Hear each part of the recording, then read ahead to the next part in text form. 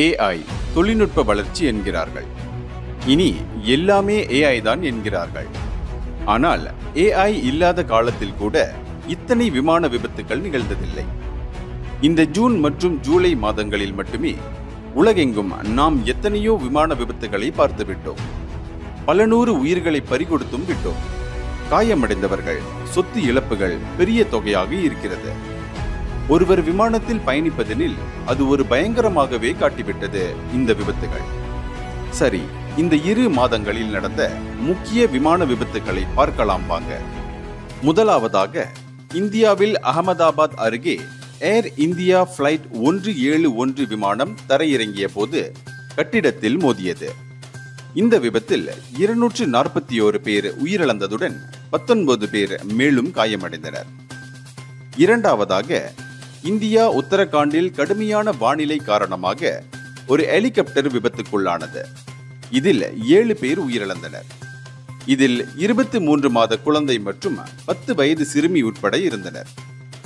மூன்றாவதாக, பிரேசிலில் ஜூன் 21ஆம் தேதியன்று ஹாட் ஏர் பலூனில் தீப்பிடித்து 8 பேர் உயிரிழந்தனர். நான்காவதாக, நேற்று ஜூலை 21ஆம் தேதியன்று டாக்காவில் F-7 BGI பயிற்சி விமானம் மைல்ஸ்டோன் பள்ளிக்கூட வளாகத்தில் விழுந்தது. இதில் 20 பேர் உயிரிழந்தனர். இவர்களில் 17 பேர் மாணவர்கள் மற்றும் ஒரு பைலட். மேலும் 171 பேர் காயமடைந்தனர். ஐந்தாவதாக, ஜூலை 13ஆம் தேதியன்று ஜூச் ஏவியேஷன் பிளைட் 1 எடுத்து புறப்பட்டவுடனே தீயில் எங்கல்ஃபாகி விழுந்தது. இதில் 4 பேர் பலியாயினர். ஆறாவதாக, ஜூலை 18ஆம் தேதியன்று சார்ல்ஸ்டன் விமான நிலையத்தில் பிரீஸ் A220 மற்றும் ANA போயிங் 787-10 இடையே தரையிட மோசடி நேர்ந்தது. இதில் 2 பயணிகள் சிறிய காயங்களுடன் மீட்கப்பட்டனர். ஏழாவதாக, ஒரு டெல்டா கனெக்ஷன் விமானம் US ஏர்ஃபோர்ஸ் B-52 போர் விமானத்தை மோதியது. இதில் பயணிகள் பாதிக்கப்படவில்லை எனினும் விபத்து பயங்கரத்தை உண்டு பண்ணியது.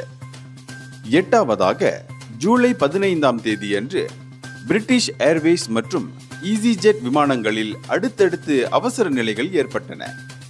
பிரிட்டிஷ் ஏர்வேஸில் துரதிருஷ்டவசமாக டாக்ஸிக் ஃபியூம்ஸ் பிரச்சனை, ஈஸிஜெட்டில் பறவைகள் தாக்குதல் காரணமாக இடைநிறுத்தப்பட்டன. இதில் பயணிகள் மருத்துவ கவனிப்பில் வைக்கப்பட்டனர். ஒன்பதாவதாக, ஜூலை 21ஆம் தேதியன்று ஏர் இந்தியா A320 இயல்பான மொன்சூன் மதிய மழையில் ரன்வே 27இல் தரையிறங்கும் போது 3 டயர்கள் வெடித்து ரன்வேயில் இருந்து விலகியது. இதில் பயணிகள் பாதுகாப்பாக இருந்தனர்.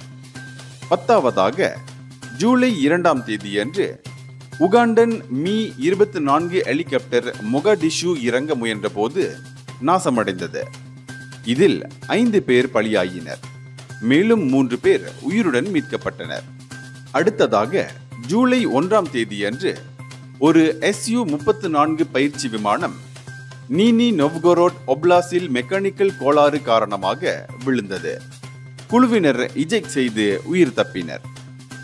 இறுதியாக, ஜூலை 5-6 தேதியன்று மெட்ரிட் NYC டெல்டா A330 விமானம் இன்ஜின் ட்ரபிள் காரணமாக தெர்சேரா தீவுக்கு அவசர தரையிறங்கை செய்தது.